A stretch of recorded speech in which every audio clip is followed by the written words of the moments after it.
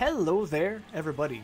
Welcome to some more Team Fortress 2. Got a nice gameplay here for you today as a Bloody Scout. We're going to be using the Flying Guillotine and, of course, the Rap Assassin.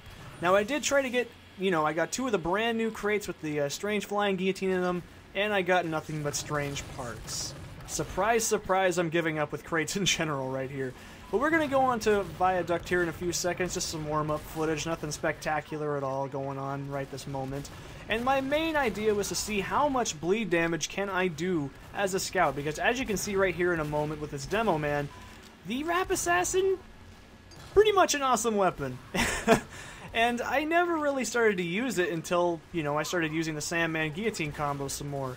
And I think that's become one of my new favorite loadouts for Scout. I have my Scattergun, then the Mad Milk, and then, the Candy Cane loadout that I pretty much have always been using for the longest time now. And I've wanted to do Sandman Guillotine for quite some time, but I never got really good with it, so I just started to practice a little bit more with the Arc. And I'd say I'm getting pretty much a lot better with it, and I'm really happy with that because it's something that's so much fun and overlooked in this game in general is, bleed damage. I say all the time in games like Diablo 2 that bleeding and poison damage is one of the most essential things to any game in general because it can disorient the player, and it can be such a hackling thing, and as a scout, your main job is to hackle people, or hector, or irritate, or nag, or bother, whatever, synonym you want to use. But of course, it's such an awesome thing to use against certain players that are not suspecting you to even have it. And unfortunately there, as you can see, I constantly seem to forget that this thing is not indeed the Sandman. It's just because that, the damage penalty really does get to you in the long run.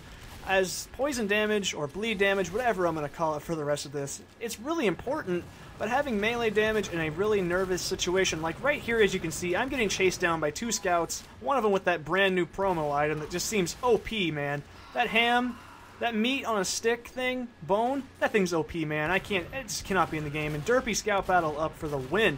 But just definitely poison damage or bleed damage, I'm just going to call it either or in this, I don't even know what to call it sometimes, is just so essential because it's something you don't expect, like I said earlier. If you get hit by, the Flying Guillotine in this game, your natural reaction is, oh, come on, that is ridiculous, I'm bleeding, I need to go find a medic, gotta go find a medkit, gotta go back to the respawns, it's so irritating.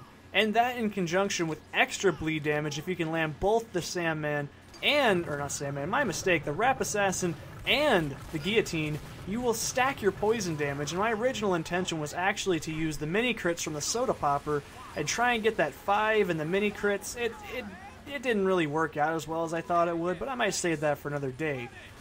Now, my opinions with the Rap Assassin are it's a great weapon. My only downside, I guess, is that, that is a really big thing to give up as a scout is your melee. You swing twice as fast, but you do less damage, but in the long run, it makes up for it in some weird way.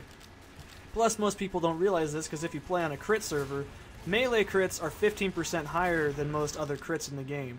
Therefore, as a scout, you basically have quadruple in a way, if you kind of want to do your math correctly, which I don't feel like doing, is a huge amount of, just extra bonus towards your melee weapon, and losing it with the Rap Assassin is kind of a wonky thing, and it's not something I'm getting used to, but I do switch it up to the Sandman in a few minutes here.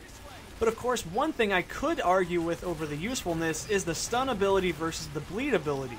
Like I said earlier, bleeding is a great thing to have against a certain opponent in this game, like heavies and everything, but stunning is just as important, as you'll see in a few moments. Because stunning somebody equals they're not going to go nowhere, they're not going to cap a point. That was some beautiful English, but of course it makes so much sense, because right there you could probably tell I could have took severe damage, regardless if I had bleed on him.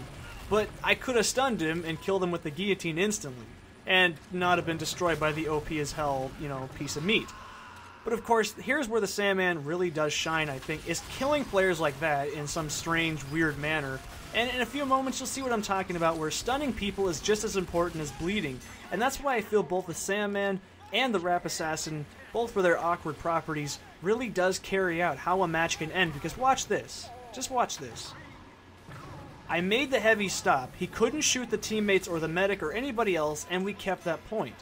Just what I was talking about. Unorthodox things in this game seem to make more sense when you actually put them down to a technical standpoint, which is why Valve probably adds them into the game, because they realize, there's so many situations where this can come in handy. Like right there, with enough practice and aim, you can pretty much do a 50 melee hit on anybody. If you can call it a melee hit, I guess. You're throwing a melee kind of weapon at somebody.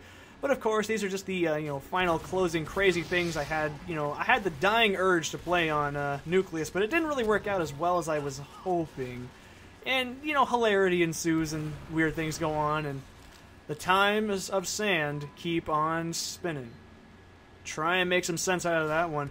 But I really hope you guys enjoyed this one. I'm going to try and do that crazy mini crit one in a little bit. Just don't want to get too burned out on the game right now. And of course, Troll Scout of the Year award goes to moi, just because of that one. I'll see you guys next time.